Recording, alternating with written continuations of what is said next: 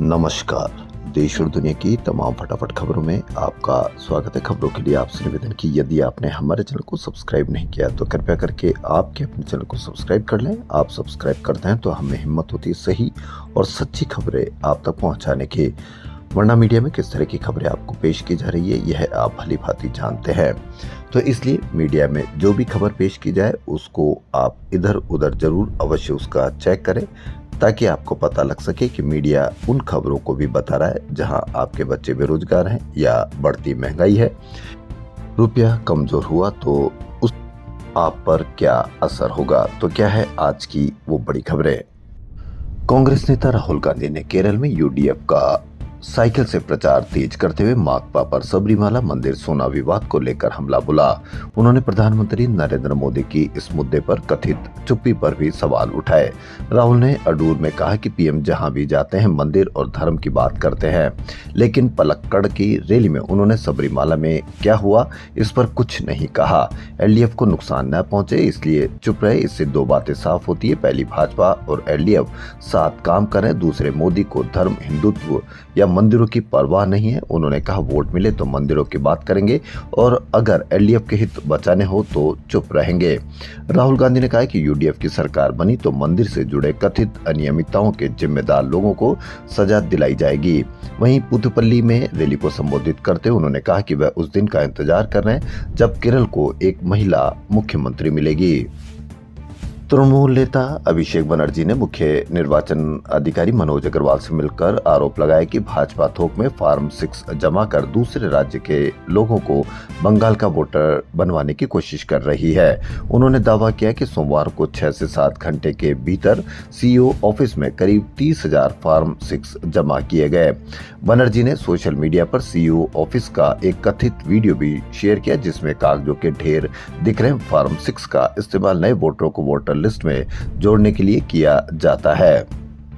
देश भर में अचानक मौसम ने करवट ली। भीषण गर्मी के बीच सोमवार को एक नए पश्चिमी विक्षोभ के एक्टिव होने से भारत में मौसम का मिजाज पूरी तरह से बदल गया। पुणे के कई इलाकों में तेज आंधी के साथ बारिश और ओले भी गिरे। वहीं दिल्ली, पंजाब, राजस्थान सहित कई उत्तरी राज्यों में भी बारिश और कई जगह पर ओलावृष्टि दर्ज की गई। उधर पहाड़ों पर बर्फबारी भी हो रही है।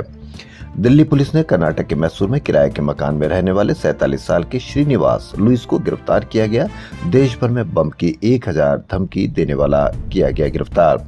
कोर्ट और सरकारी दफ्तरों को 1000 से ज्यादा फर्जी धमकी भरे मैसेज भेजे थे। वेटिकन सिटी में पाम संडे के मौके पर सेंट पीटर्स स्क्वायर में विशेष प्रार्थना सभा आयोजित की गई। इस प्रार्थना के साथ दुनिया भर में ईस्टर समारोह की शुरुआत हो गई। इस सभा की अगुवाई कैथोलिक चर्च के प्रमुख पोप लियो ने की। इस दौरान सेंट पीटर्स स्क्वायर का नजारा बेहद भव्य रहा, जहां हजारों की संख्या में श्रद्धालु खजूर और जैतून की डालियां लेकर पहुंचे। पाम संडे प्रभु यीशु के यरूशलेम में प्रवेश की स्मृति में मनाया जाता है। इसी आयोजन के साथ वेटिकन में होली वीक यानी पवित्र सप्ताह के कार्यक्रमों की आधिकारिक शुरुआत हो गई, जिसका समापन 5 अप्रैल को ईस्टर के जश्न के साथ होगा। भारत सरकार ने राष्ट्रीय सुरक्षा को लेकर बड़ा फैसला लेते हुए 1 अप्रैल से चीनी मूल के इंटरनेट से जुड़े सीसीटीवी कैमरों पर प्रतिबंध लगाने का निर्णय लिया है। अब नए नियमों के तहत कोई भी सीसीटीवी या निगरानी उपकरण बिना सरकारी प्रमाणन के भारत में नहीं बेचा जा सकेगा, जिसके लिए कंपनियों को सख्त परीक्षण और मानकों से गुजरना होगा। इस कदम से हिकविजन और दहुआ जैसी कंपनियों के भारतीय बाजार में बिक्री पर रोक लग जाएगी। सरकार का मानना है कि सीसीटीवी सिस्टम देश के महत्वपूर्ण ढांचे का हिस्सा है। आपने एक शव के कई टुकड़े की जबरदस्त तरीके की कवरेज देखी होगी और ऐसे ही एक मामला आंध्र प्रदेश के विशाखापट्टनम में नौसेना के कर्मचारी चितांडा रविंद्र ने अपनी प्रेमिका मोनिका को बेरहमी से हत्या कर दी। नौसेना कर्मी ने प्रेमिका की हत्या कर शव के टुकड़े फ्रिज में छिपाए। मीडिया इस पर चुप है और जबकि एक ऐसे ही टुकड़े की खबर से पूरा मीडिया ने जबरदस्त तरीके की कवरेज की थी और रोज और लगता है करीब 2 महीने तक लगातार कवरेज कर आपके खून में उबाल ले आए थे।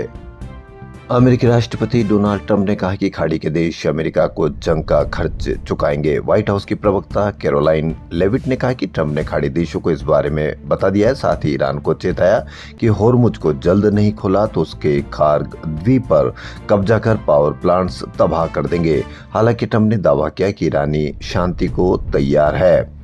अमेरिका ने ईरान के मशहद एयरपोर्ट पर खड़े ईरानी कार्गो पर हमला कर दिया। यह प्लेन राहत सामग्री लेने के लिए 1 अप्रैल को भारत आने वाला था।